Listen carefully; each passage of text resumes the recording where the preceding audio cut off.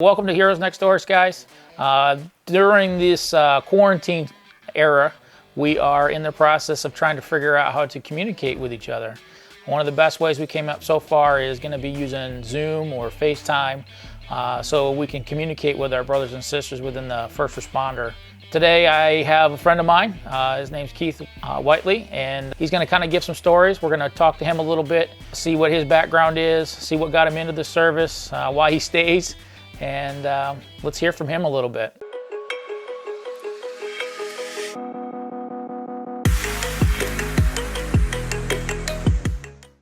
Keith, if you want to go ahead and kind of introduce yourself, tell me who you are, where you come from, all that kind of stuff, that'd be great. So I'm Keith Whiteley. I've been a firefighter EMT for just over 12 years. I got my start as a volunteer in Chester County, PA, and actually Downingtown, one of the stations that you actually did a tour of so far. So I had my start there. Today I am currently a career firefighter with Montgomery County, Maryland. Still love doing it every day. So what got you into EMS or firefighting? I actually worked at a grocery store in high school. Right after high school, I was in college, 18, 19, worked at a grocery store, and two of the guys there I was friends with, I had told them I was going to get another job. I was just obsessed with working. I worked really hard. They said, well, why don't you try firefighting? Don't get another job. You already have 2-3 jobs. Why don't you try this firefighting thing? I'm like, firefighting? What is that? And there had just been a very large fire in our town. Actually, Dane Decor had burned. I believe it was right around that time. But I had no clue there was volunteers. The advertising wasn't out there like it is today. So they said, hey, after work, why don't you just come down to the firehouse and check it out? Okay.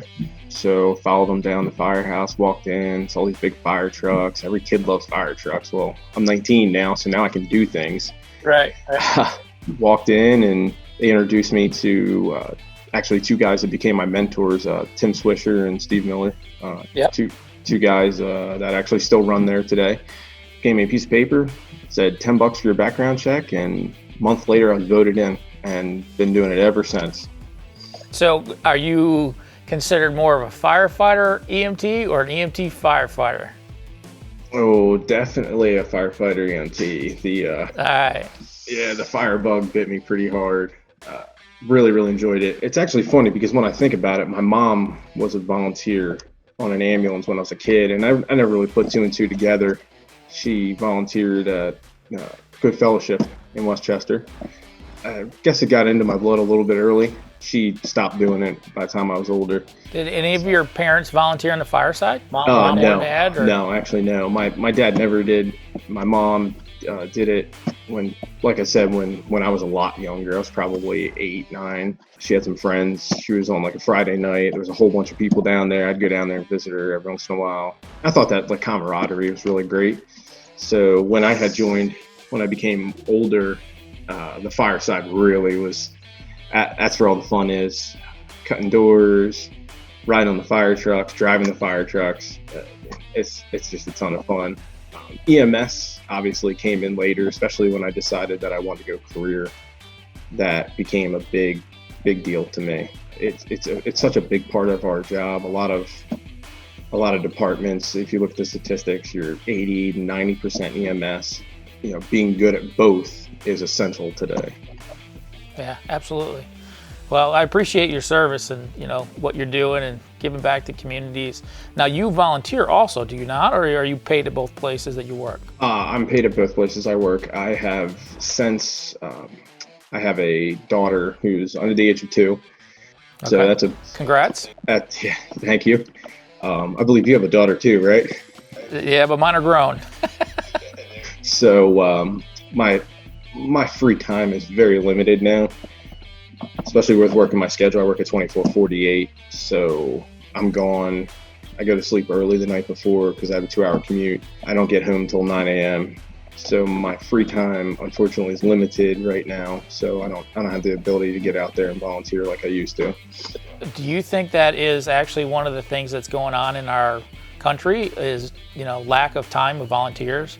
Because as well as I do, volunteerism over the last, decade has significantly dropped off. What do you think is the reason for that? I think that the two-income household has become a priority nowadays, and almost besides that two incomes, almost two jobs per adult. So that's creating a huge strain on the service today, as far as the volunteer side, and even on the career side. That it just becomes an increasing cost for fire services. Unfortunately, for years we've been doing it for free, which is how it used to be. But now, because of that, because people can't volunteer as much as they used to, they also can't do fundraisers. A lot of these smaller departments relied on fundraisers, and that takes a lot of time to set up. Turkey fairs. We used to do turkey fairs downtown. Yeah. And that was a lot of time and effort that was put into these. And it's very hard for these volunteers today to do that. So one of the questions that we wanted, put out to the public for people that aren't in the service is, what was the training like for you? You went through a fire academy and stuff like that. What were some of the good things and some of the bad things about doing education that way? It's not what we would consider traditional education for most people. It's not a college education kind of thing, but it does have their own academy. Is that correct? Right. So I went through, actually, it's funny. If I look at the 12 years or whatever, when I first started, within the first year joining the fire service, I did my Fire 1, Fire 2 as a volunteer, not knowing anything about the fire service. So, which is, I can put out there to many people, I didn't know anything about the fire service besides what I remember when I was a kid, but I was eight years old.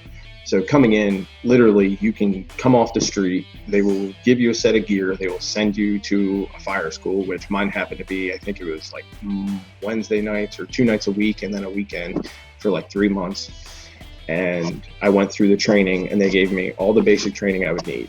And then, of course, every specialty attached to that, vehicle rescue, water rescue, high angle ropes, EMT, all of those things stem off of, minus EMT is another basic one, but they all stem off of that base knowledge you'll learn in Fire 1.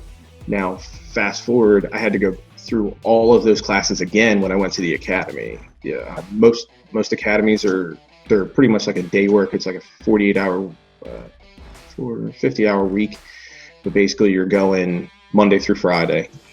You're doing PT. It's almost like a traditional college type thing, because you go in the morning, and this is just the one that I went through. You went in the morning, you had a roll call. It was PT. After PT, it was quickly get showers, go to a classroom, sit in the classroom, go to lunch, and then in the afternoon we went down and did practical. So there's lots and lots of book work. Okay. Whether you went through the Chester County program that I went through first, you still have to read the Fire 1 book. It's either way, because we all follow the national curriculum. It's pretty much the same book both times and the same material. It's just I was learning it a little bit different. One way it was, hey, Wednesday night or whatever weeknights we were doing, you would learn that stuff, and then on the weekend we'd do practical. The other way in the academy is during the day or the morning, you would learn something, and then in the afternoon, you'd go out and do the same thing. So I learned about ladders in the morning, and then I was throwing ladders in the afternoon. Okay. So why do you think they needed to repeat, or, that's pretty common for big departments to have their own academy and not really take your credits from place to place. Is that correct? Yes. So from what research I've done, if you've gone through an academy, and you have some type of certificate that says that I went through a 6-month academy, some places across the country will accept that. And then you might go through a modified academy or a pop-out class. Okay. But basically in that pop-out class, they say, okay, you already have these certificates. They're pro-boarded, which I recommend anybody who goes through a certified class, you send in your $10, you get a pro-board certificate, and that certificate is supposed to be good across the country. So you are able to show that anywhere. I believe that some of these academies or big county organizations, they want you to basically prove that you can learn, or that you can complete these tests, and then also that you learn their way of doing it, because every county has something different, and we can see that even here in Chester County. We'll see that there are differences, maybe from company to company, but we all went majority of people went to the same academy, so we all learned everything the same.